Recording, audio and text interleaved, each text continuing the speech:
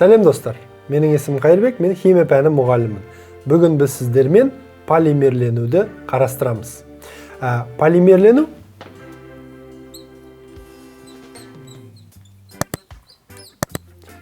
яғни полимерді түзу реакциясы деп аталады. Полимер дегеніміз ол мономерлердің бірігіп, үлкен макромолекулалық қосылысты түзу, яғни полимерді түзу процесін айтады екенбіз. Мономер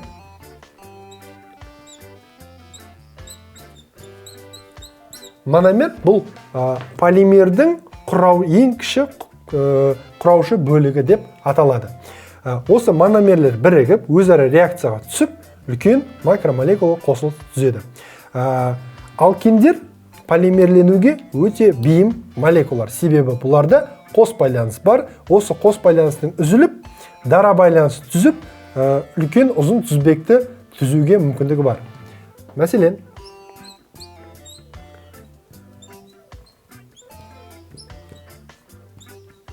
этенді алатын болсақ, этеннің қос байланысы үзіледі.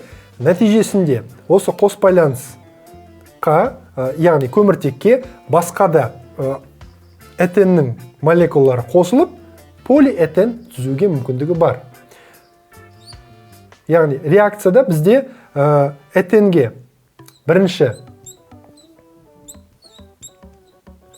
органикалық эфир қосу арқылы жүргізеді екенбіз. Осы органикалық эфир температураның қатысында екіге бөлініп, этеннің бір жағына келіп қосылады екен. Яғни бізде оттектің және этеннің электрондарын көрсететін болсам, көміртекте бізде 4 электрон, 2 электроны сутекпен байланыс түзеді, 1 электроны органикалық эфирдің бір бөлігімен қосылып жатыр, төртінші электрон екінші көміртекпен байланыс түзіп жатыр.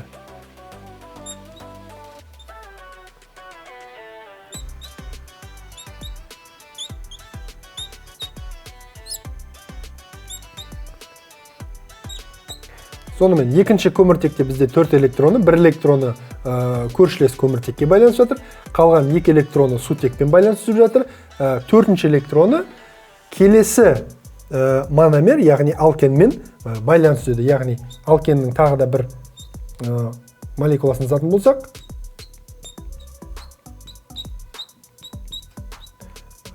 мына жердегі электрондарын көрсетейік. 4 электрон. Мына электрондар өзара байланысады, мына жердегі электрондар өзара байланысып, әрі қарай осылайына тізбек ұзара береді. Бұның нәтижесінде 1000-нан 10.000-ға дейінгі мономерлер үлкен макромолекул түседі. Осы біз макромолекуланы полимер деп атайды екенбіз. Полимерлердің түрлері көп. Бұл түрлері мономердің табиғатына байланысты олар әртүрлі болады. Мәселен, бұл біздегі түзілген полимеріміз полиэтен немесе қарапайым атауы полиэтилен. Қысқаша оны біз былайынан белгілейміз, полиэтилен деп.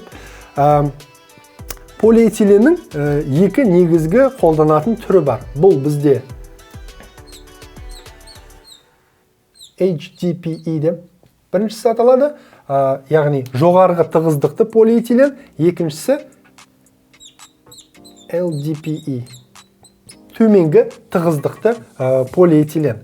Екеуінің айырмашылығы, жоғарғы тығыздықты полиэтилен мықты болады, жоғары температураға төзімді болады, және беріктігі жоғары майыспайтын қосылыс. Ал LDPE бізде тығыздығы төмен, жеңіл және өте майысқыш материал болып келеді. Бұлардың түзілуінде айырмашылық бар бізде. HDPE-ді төменгі температурада қыздырады, және өршіткі катализатор қатысында реакцияны жүргізеді. Ал LDPE бізде жоғары температурада қыздыру қажет. Жоғары температурада этиленді қыздырған кезде ол ұзын тізбекті емес, тармақты болып құрылыс түзеді. Осы тармақталған құрылыс оған арасындағы кеңістікті үлкейтіп, осы кеңістік үлкейгеннен кейін ол жерде бос орын қалғандықтан оның тығыздығы төмен болады. Ал HDPE-де бізде полимерлердің тізбегі ұзын тізбек болып, олар өзара өте жақын, тығыздығы жоғары материал түзеді. Осылайынан біз HDPE-дан қатты құбырлар, немесе ыдыстар жасай аламыз. Ал LDPE-дан бізде жеңіл, мысалға пакет, тағы да басқа қораптар жасалады. Келесі полимердің түрі бұл полипропилен, яғни пропеннің бізде полимерлену нәтижесінде полипропилен түзіледі екен.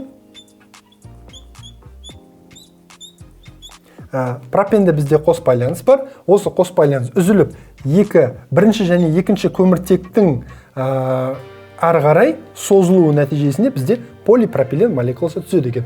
Оның бізде полипропиленнің формуласын былайынан көрсетсек болады. Бұл жердегі әрбір мономердің мына жердегі құраушы бөлігін, яғни мономерден тұратын құраушы бөлігін біз құрылымдық буын деп атаймыз. Сонымен, құрылымдық буын деп бұл біз полимер молекуласындағы қайталанатын ең кіші ұсақ бөлшегін айтады екенбіз. Мына жоғарыдағы молекулада бұл жерде құрылымдық бөлім, мынау былайынан көрсетсек болады, яғни 3 көміртектен тұрады бұл құрылымдық буын. Осы құрылымдық буын әрбір полимердің келесі полимерде бұл қайталанып, полимердің келесі бөлігінде қайталанып жатыр. Енді оқушылар сол құрылымдық буынды табу үшін біз бір-екі жаттығу жасап көрсек. Төменде бізде молекула берілген. Бұл молекула бізде, осы молекуладағы біз қазір құрылымдық буынды анықтап көрсек. Қайталанып жатқан бөлікті анықтайық. Бұл бізде 1, 2, 3, 4, 5, 6 көміртек берілген, және әрбір көміртекте 2 сутек, келесі көміртекте фтор сутек, 2 сутек, 2 сутек, мына жерде сутек болады. Яғни, бұл жердегі құрылымдық буынды табу үшін біз бірінші мына ережені есте сақтауымыз керек. Құрылымдық буында, яғни полимердің құрамында ең бір құрылымдық буын 2 көміртектен тұратын есте сақтауымыз керек. 2 көміртек атомынан.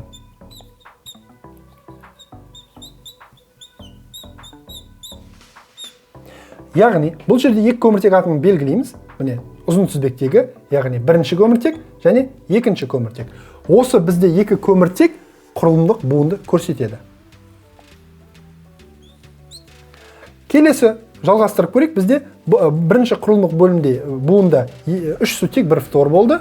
Келесісінде бізде 3 сутек, 1 фтор атомы, үшіншісінде тағы да 3 сутек, 1 фтор атомы бар. Бұл жерде бір ерекшелік, құрылымдық буындар бір ретті емес, ретсіз қосылып жалғанған. Не себепті ол ретті немесе ретсіз болып жатыр? Полимерлену реакциясы бізде кездейсоқ жүретін болғандықтан, әрбір мономердің бөлшегі келесі бір мономермен кездейсоқ бағытта, траекторияда қосылады. Яғни, бірінші молекула бізде фтор